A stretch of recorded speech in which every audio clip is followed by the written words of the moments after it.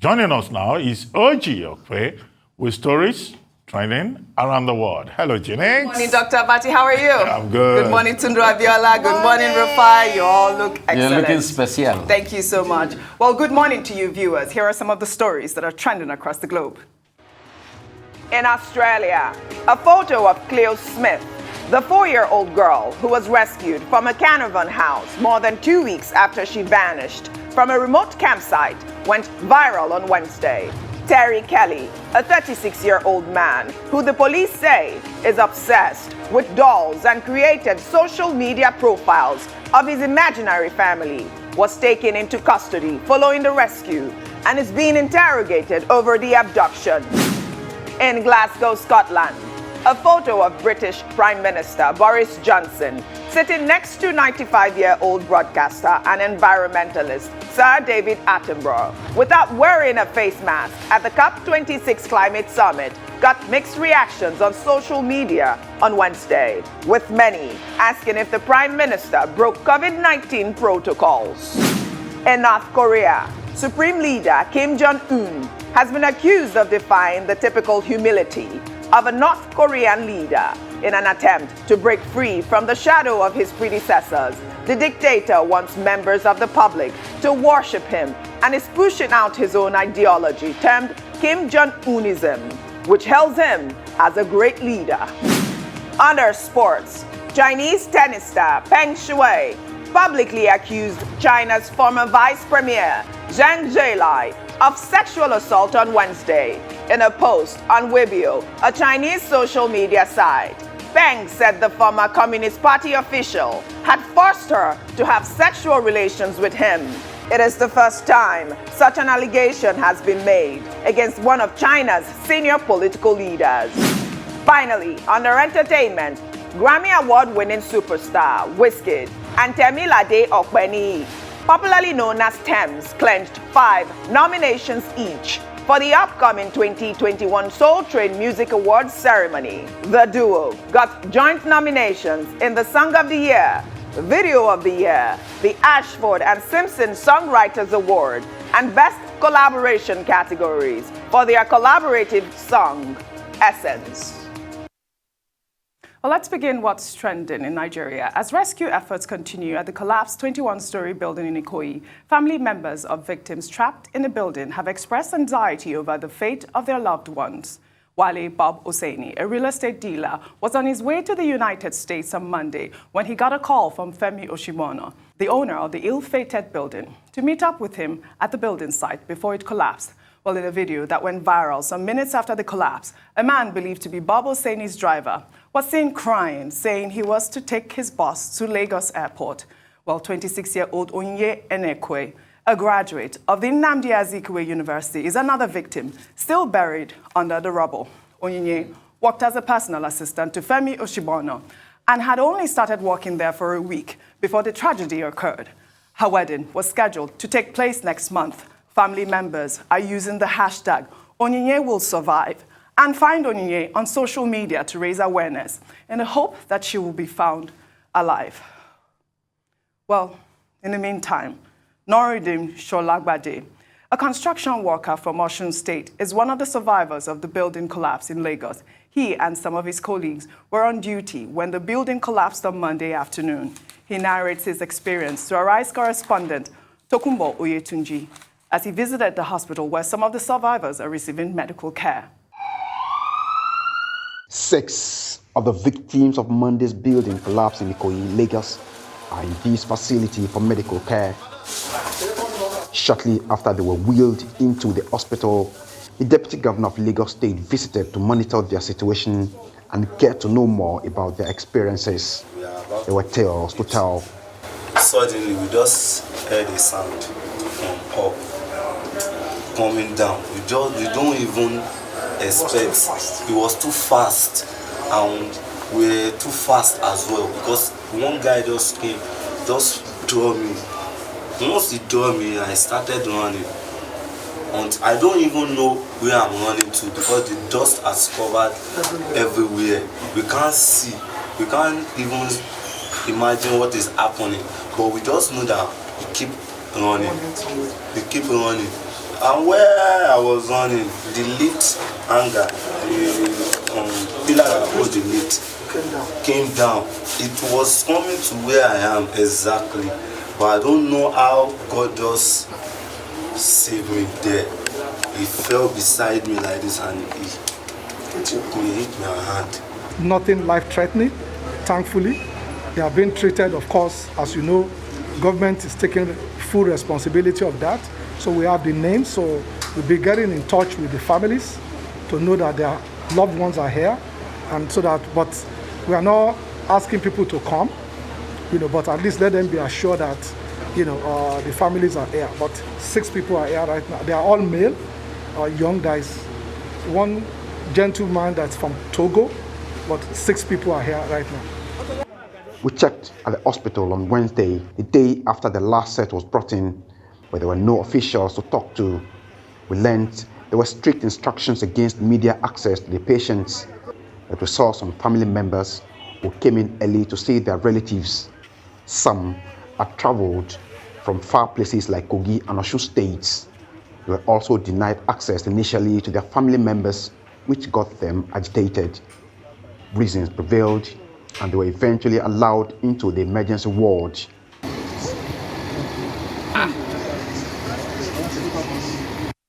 We managed to extract some words from Nurudeen Solagbade, one of the survivors working on the 15th floor of the building when it came down. 35.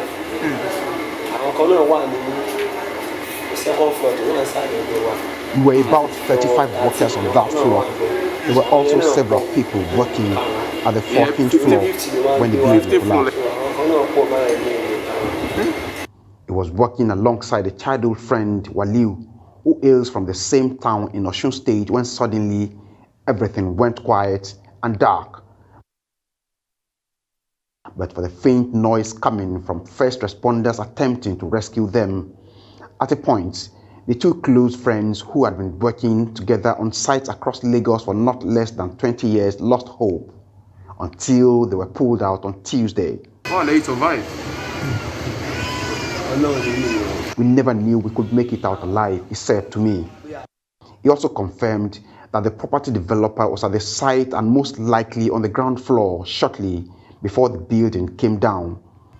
Though he's unable to walk for now because of an injury to his waist, but Nurudeen and his friend Wale, as well as other survivors in this hospital, still count themselves lucky to be alive.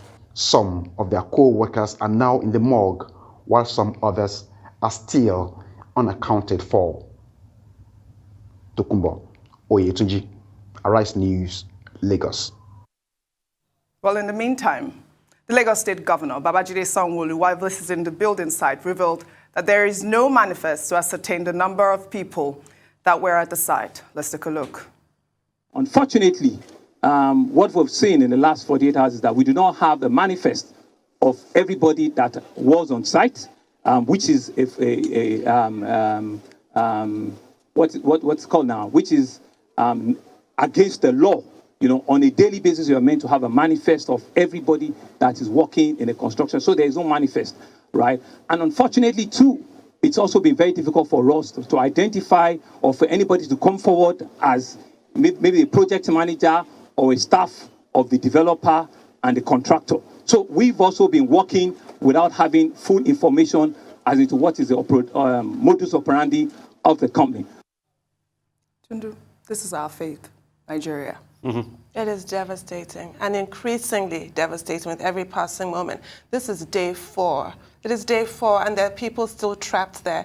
We learned earlier today, we had an update from Femi Osibona, our correspondent who's at the scene, that the death toll has increased to 36. Thankfully, the toll of survivors has also increased. There are now 9, but 36 people that are gone for no reason whatsoever. And the young lady, Oniye, thankfully she's young and healthy. Hopefully she'll be able to survive this. If they're still hearing voices as they were from under the rubble yesterday, I hope they're able to get them all out as soon as possible. And I want to join her family in hoping that she will survive and she will have her marriage and her whole life ahead of her. This is just, and everybody else that was there. Yesterday, I was talking about how there was no protection for the workers. There was even no manifest. They didn't even bother to take their names. Of just even what you consider to be the most basic measures were not observed. These are human beings under this rubble. It's beyond devastating. And day 4, it's going on for too long. Please, they should just get these people out. Unacceptable. Well, I mean, this is tragedy. There's no other way that you can describe it. And what is even more shocking about this is that the developer, Femi Osibona, whose location remains unknown, but who was also said to have been there at that time, is probably one of the victims too, had developed properties in East London. In fact, in one account, in one profile of his that was published, in East London, he helped to open up the area. Yeah. From there, he went to South Africa and also developed about 250 units of buildings. From South Africa, he went to the United States. In all these places, this kind of situation never happened. Mm-hmm. Yes, there was a fire incident in, properties, in one of the properties, 4 units were told, in the United States. But at the end of the day, there was insurance cover. And it was quoted as even saying he even made more money from that than from the 4 units of 24 flats that he had built in the United States. And it was from the United States that he now came to his own country, Nigeria, to develop this, is it called 360 degrees towers? Yes, that's what it's called. But before then, he had developed some other properties also within the Ikoyi axis. And now in his own country, this kind of tragedy occurred. The only guess that I can attempt is that, look, in Nigeria, we don't keep to standards. We don't follow procedures.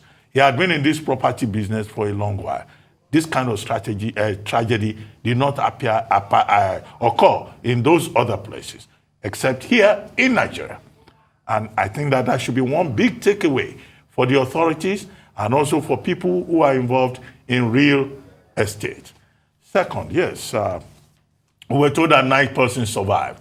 We listened to one of them. 3 of the persons who were told have been released to their families. But again, nobody has given us a proper accounting in terms of their identity. You heard the governor himself talked about the absence of a manifest. And the question I raised earlier when we were talking with Adefemi Akinsanya was this. Was this a one-man company? Does that company even have an office? If that company has an office, are there people there? Why is it that there has been no statement from this, what's the name again? First Call Properties Limited. That's what it's called. To even, identify with the families, the state government, and assist the state government.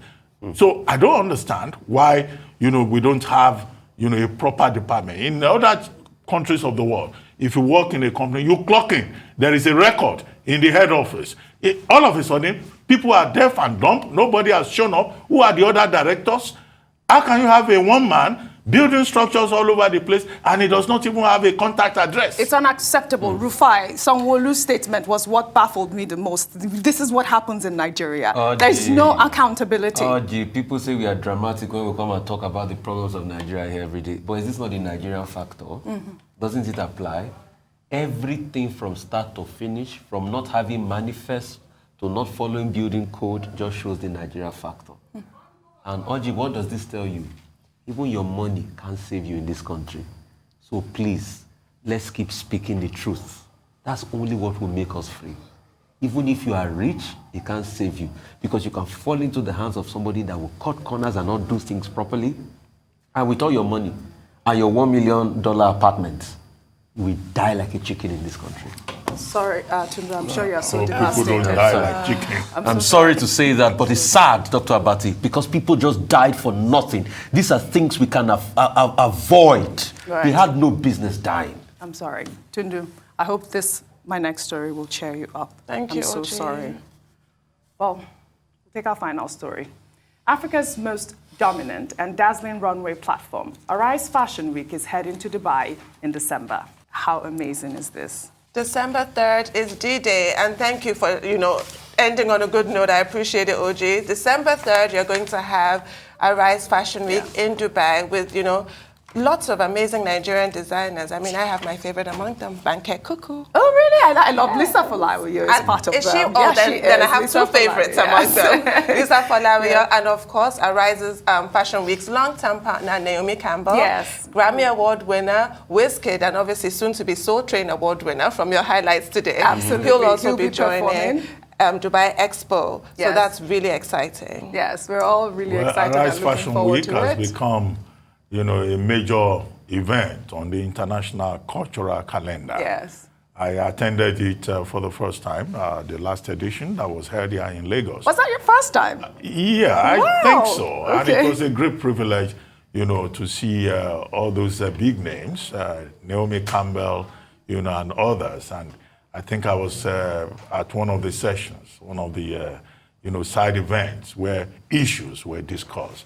And I think that it's great that the publisher of This Day and chairman of Arise TV has remained consistent in pushing the envelope with regards to fashion and culture and providing opportunities for talented creatives in that particular branch of culturology, in the same manner in which it does within the media space. But I have only one question. Tunu has talked about her favorites who will be there. Well, I'm looking at one of my favorites here, our international supermodel, Ojinika Okpe, popularly known as Oji Okpe. Originates! Are you going to be on the runway? No, I'm in not Dubai? going to be on the runway. Sashaying, you know that Something you're else I thought Naomi Campbell was your favorite. both of you. For me, what I like Arise Fashion Week for is the permission it gives to African creatives. Absolutely. And it's the permission to go around the world and so on. And I'm not in doubt of the great capacity of the Arise Fashion Week, as led by Prince Nduka Baigban and the Arise team. I'm not in doubt. And one thing the Arise Fashion Week does is emblematic of the motto of Arise, which means Africa is rising. And Africa is rising, and it is taking over the world one step at a time. Goodness me, I'm so excited. If I have to say, apart from permission, Arise Fashion Week also gives the designers cold hard cash. Yes. $300,000. Absolutely. Well, $300,000 in prize money. Let's add that this has been done in collaboration with the Federal Ministry of Trade and Investment. That's right. And that, I think, that collaboration is useful. It's good to see government We can't taking wait. interest in positive things. Absolutely. Good Well, one. Yeah. that's all I have for you on What's Trending today. I'll see you tomorrow.